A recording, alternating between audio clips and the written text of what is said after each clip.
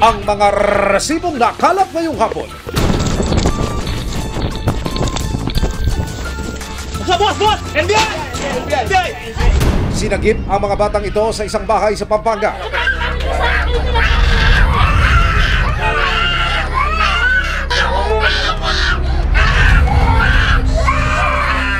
Sila ang pinakabagong biktima umano ng OSAEC o Online Sexual Abuse and Exploitation of Children.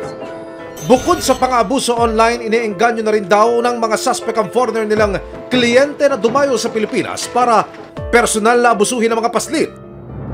At ang mga mastermind di umano, Bumaba ka dyan. sarili nilang mga magulang at tiyahin. Ginawa mo yan eh. Huwag ka tatayo. Sa isang viral video, sumugod ang isang babae sa loob ng gym. Nagsisigaw. Ano, kinukonsinti ninyo? Ha? Talaga ba? Sige, magpanggap kayo, hindi nyo ako naririnig! At dinuro-duro ang isang lalaki na kanya palang husband-to-be Wag ako! ang mga papel na hinagis ng babae. Ayun o, may picture kayo nandito sa gym. Nakahalik ka ba? Ka ba? Mga resibo di umano ng pagtataksil ng lalaki. Pumapatol ka, mukhang ako ka. Ano nga ba ang tunay na istorya sa likod ng masaklap na viral breakup na ito? Susunod! Boss! NBI!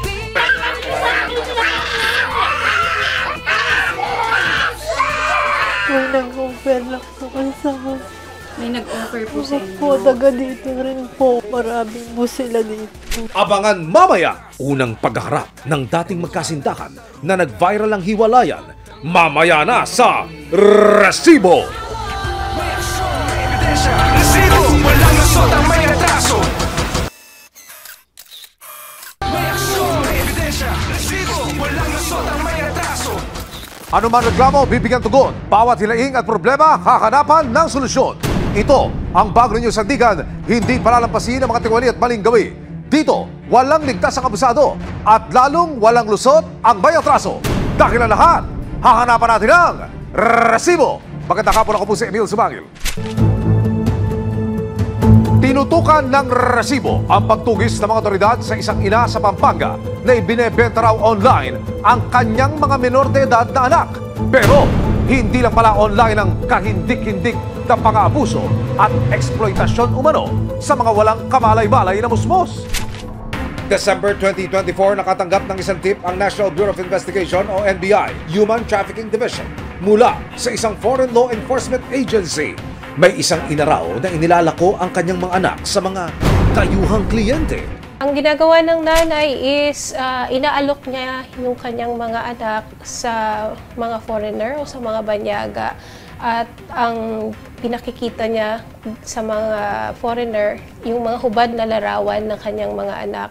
Ito pong larawan na hawak ko ngayon ay isa lamang sa mga child sexual abuse or exploitation material o hubad na larawan na nakuha ng mga otoridad na nag-undercover para matugis ang suspect o ang sariling ina ng batang nasa larawan. Ang mga ganitong klase ng larawan ang di umano'y ipinadadala raw ng suspect sa mga dayuhang kliyente kapalit ng pera. At ito hong pinto na nasa likuran ng bata. Ito po yung nakapagpakumpirma sa NBI sa lokasyon ng mga biktima matapos ang ginawa nilang surveillance. Ang batang walang kamuang-muang na nasa litrato, 14 na taong gulang lamang. Ayon pa sa mga otoridad, iniengganyo rin daw ni Marie, hindi niya tunay na pangalan, na magpunta ng Pilipinas ang kanyang mga dayuhang kliyente para personal na abusuhin ang kanyang mga menor de edad na anak. Kaya wala nang inaksayang oras sa mga operatiba kasama ang resibo. Agad silang nagkasa ng isang entrapment operation. Sa 8 anak niya, 4 yun. So, puro babae lang na may ino-offer niya dun sa undercover natin. So, itong area is squatter area. So, we believe na drug-infested din to. Tas ang risk involved dito sa case natin is puro kamag-anak niya yung halos nakatira. Susunod! Boss! NBI!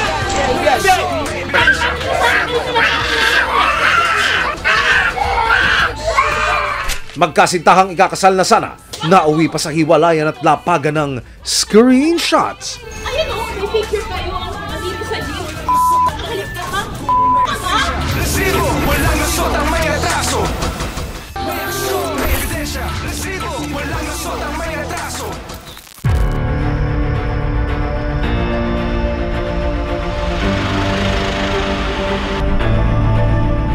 Para tuluyang masilo ang suspect, kailangan munang paharapin ni Marie sa isang live show ang mga bata sa undercover agent na nagpapanggap na kliyente o padalhan ng mga operatiba ng masiselang larawan ng mga bata. Maya-maya pa, isang message ang natanggap ng mga otoridad. Ang suspect na si Marie at kanyang mga inilalako umunong anak online, ready na raw? Ilang saglit pa, iniharap na niya sa camera ang mga bata at tsaka pinakaway ng isa-isa. Ito na ang naging hudyat ng mga otoridad para sugurin ang bahay ng suspect.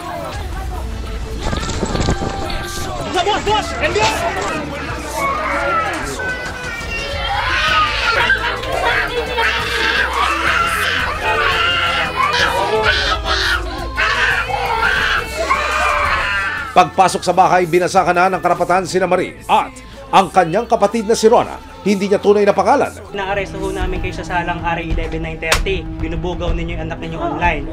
Ngayon, naaresto ho namin kayo ha. Naaresto ho namin kayo. May karapatan ho kayo kumuha ng sarili nyong abogado. Magkasabwat daw ang dalawa sa malanswang online negosyo. Sister goals lang mga ate. Inaresto rin ang asawa ni Marie na itatago namin sa pangalang Freddy. Hindi ko po kasama po yan. Doon po yung bahay ko. Wala po akong anak na babae. Siyang po yung anak ko. Walang mag-aasikaso sa mga anak ko.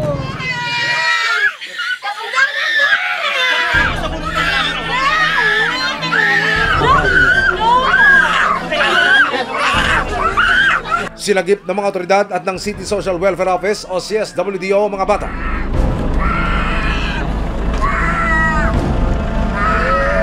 Search dito sa loob ng bahay niya. Kukunin namin lahat ng mga devices na palagi namin may kinalaman dito sa offense to.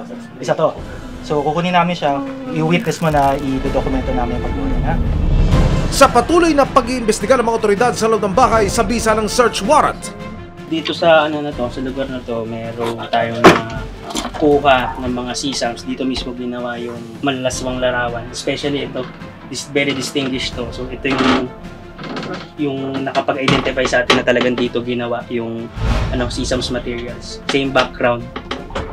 Kaya na-confirm natin na dito niya ginagawa yung OSAIC activities niya. Natagpuan din ang iba't ibang klase ng cellphone na hinihinalang naglalaman ng child sexual materials o mga hubad ng larawan ng mga bata. Nakita rin sa loob ng bahay ni Marie ang mga resibo ng money transfer na posible raw ebidensya ng mga naging transaksyon sa iba't ibang dayuhan.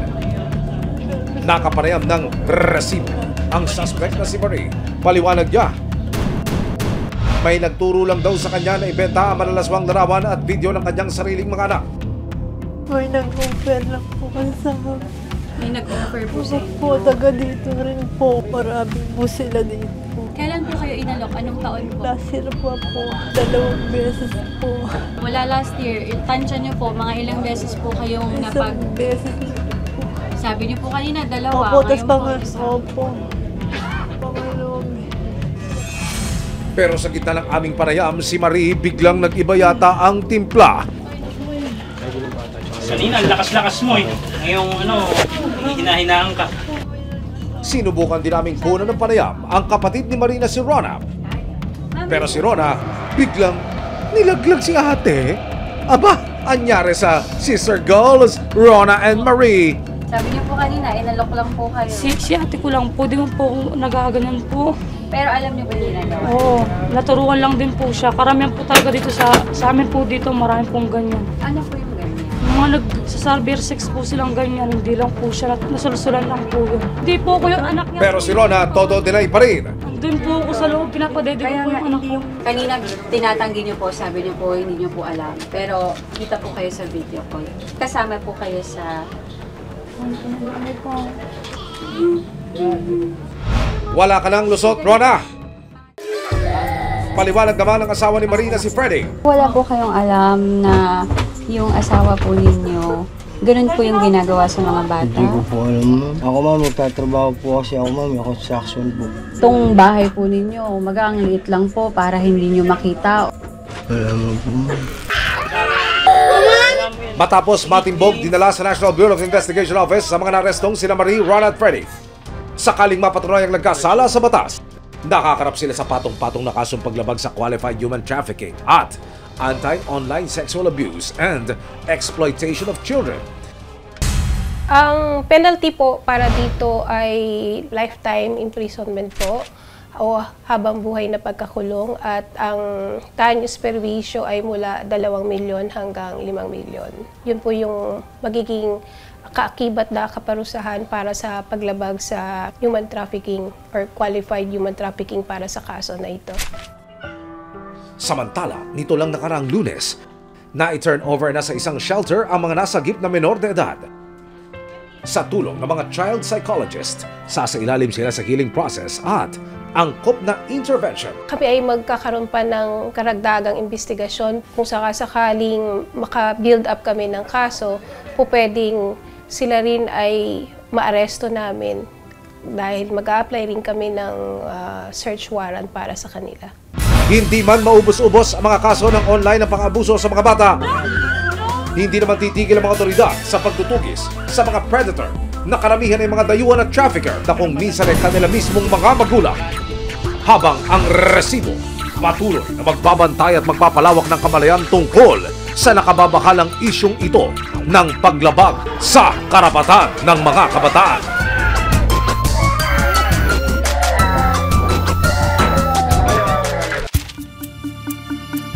Nakatakda ng ikasal na magkasintahan imbes na dumiretso sa simbahan, nauwi pa sa isang mala-pelikulang hiwalayan serye na may mga bookingan at lapagan ng screenshots. Sa unang pagkakataon, maghaharap ang mag-ex dito sa Resibo.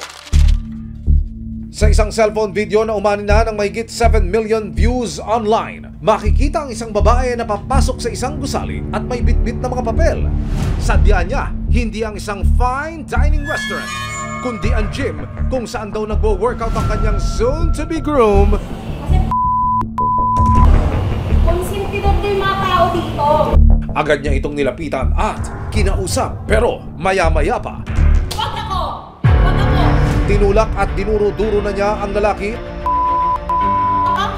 Aba? at ilang beses ding sinampal. Habang sinusubukan pang lumapit ng lalaki, Wag ka lumapit sa akin!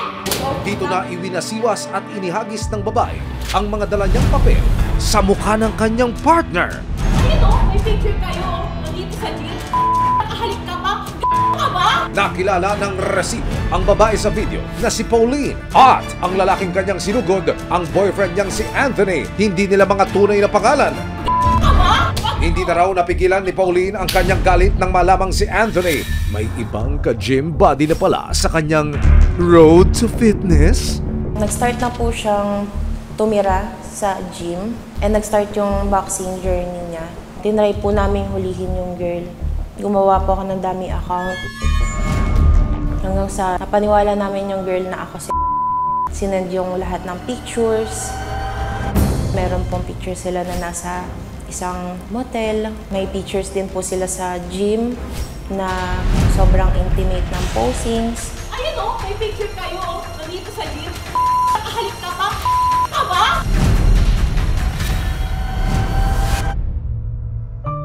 Taong 2020 nang mag-match daw sina Pauline at Anthony sa isang dating app. Naghahanap ako ng someone na makakapagparamdam sa akin ng love. Then I met my ex. Sa kanilang mga unang pag-uusap, agad naman daw nahulog ang love ni Pauline kay Anthony.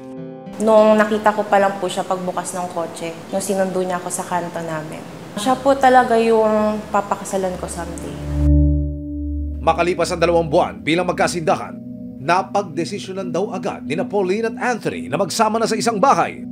Kwento pa ni Pauline, naging maayos naman daw ang una nilang pagsasama. Pero hindi nagtagal, unti-unting lumabas sa mga hindi nila pinagkakasunduan. Sa loob ng 5 taon, paulit-ulit daw na nahuhuli ni Pauline na may ibang nililigawan ng kanyang live-in partner. Nung harap-harapan kong may kausap siyang iba dahil lang magkagalit kami. Tapos yung tone pa na ginagamit niya is parang yung tone na ginagamit niya sa akin pag naglalambing. Taong 2023, sa kabila ng kanilang on and off na relationship, pumunta raw si Anthony sa bahay ng mga magulang ni Pauline, hindi para mag-sorry kundi mag-propose. Nagulat na lang po ako, nagising ako sa bahay ng parents ko. Nakaluhod na po siya, tapos may hawak siyang singsing. Mag-yes lang daw po talaga ako, babaguhin niya lahat. Pero si Anthony hindi raw tumupad sa kanyang pangako.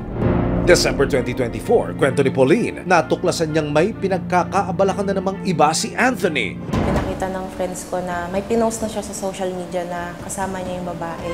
Ang tinutukoy ni Pauline na ibang babae ay ang ka-workout session daw ni Anthony sa in-enrollan nitong gym. Sinusuyo niya ako, ayusin daw namin. Then ako, sabi ko, sige aayusin natin. Sabi niya, client lang daw po yun sa gym. Nanlamig daw ang mga kamay ni Pauline nang makita ang isang larawan. Si Anthony mukhang too close for comfort daw na kasama si gym buddy. Kaya naman si Pauline hindi na raw nag-atubiling mangalkal ng mga resibo tulad ng mga nilalanggam sa kaswitan na chat at larawan. January 27, nagpasya na si Pauline na sugurin si Anthony sa gym at ipakita ang mga nakuha niyang ebidensya. Ayun o, may picture kayo nandito sa gym. Nakahalik ka pa? Ka ba? February 6, 2025, isang linggo matapos ang pagsugod ni Pauline, humarap si Anthony sa resibo para ibigay ang kanyang panig. Hindi niya itinanggi ang mga paratang ni Pauline tungkol sa kanya. Yes. And ang ironic dito, while pursuing her, syempre may mga nagiging affair sa iba. Pero hindi naman umabot doon sa point na nagkakaroon ng commitment. Actually, it's not just a habit, it's a lifestyle eh. Cheating is a lifestyle. Kwento ni Anthony. Inisip ko, valid naman makipag-relationship sa iba eh. But I missed the point na hindi siya bumibitaw. She's just letting go the commitment. Kasi may mali. Depensa ni Anthony tungkol sa paratang na paulit-ulit siyang nagloloko. My conscience is haunting me na eh. Kumbaga, andun na yung point na ba't ko nagawa yun? I know it is not an accident, but it was planned. I'm just thinking about the present. I'm not thinking about the consequences. Nagsisi ako. Nang talungin siya tungkol sa ibang babae na pinag-awayan nila ni Pauline. Client ko siya sa gym. Para siya naging hingahan ko noong mga time na di na ako makahinga kay Masakit, may pinost ka. Hindi, kasi deserve ko eh. Expected actually. Expected. Kulang pa ngayon eh.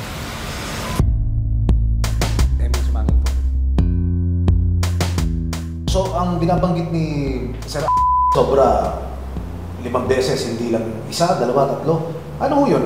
Napapagbigyan nyo kaya kayo nagsasamang muli? Opo, pinapatawad ko po. Aha. Hindi po talaga nawawala yung hope ko na magbabago yung isang tao.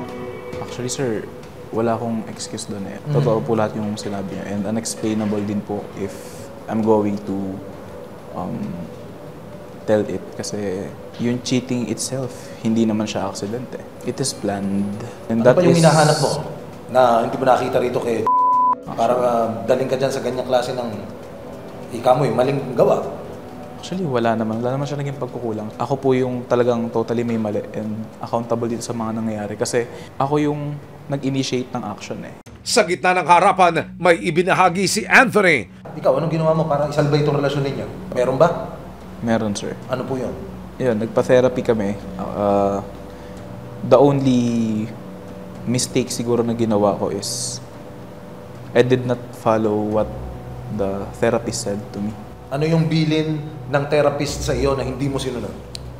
Mag-undergo sa physical examination and mag-take ng medication. Bago matapos ang usapan, may inilabas si Pauline na ilang kagamitan. Hindi man ako yung huling magsusuot nito. Kahit ibigay mo na lang sa taong pagbubuangan mo ng pamilya. So ano ba ito? Teka muna. Sing-sing at engagement ring, tama ba? Yes po. Yan po yung third and last engagement ring po namin.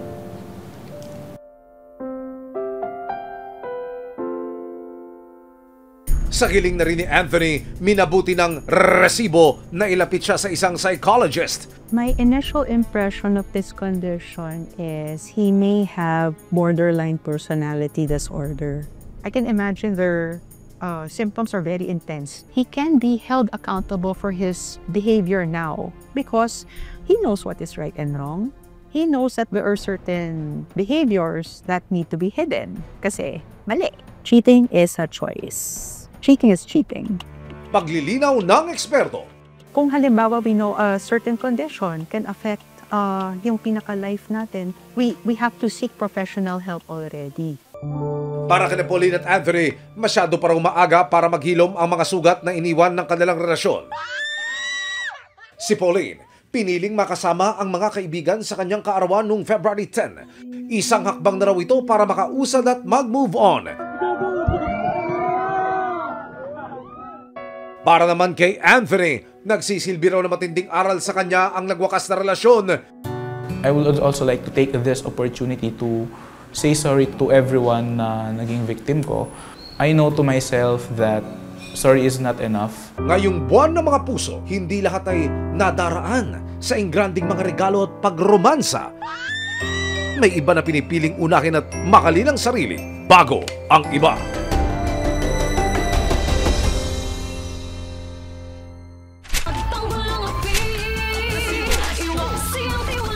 Sama-sama nating tuwid ang tiwali at baluktot. Itakwil ang maling gawi at modus na bulok.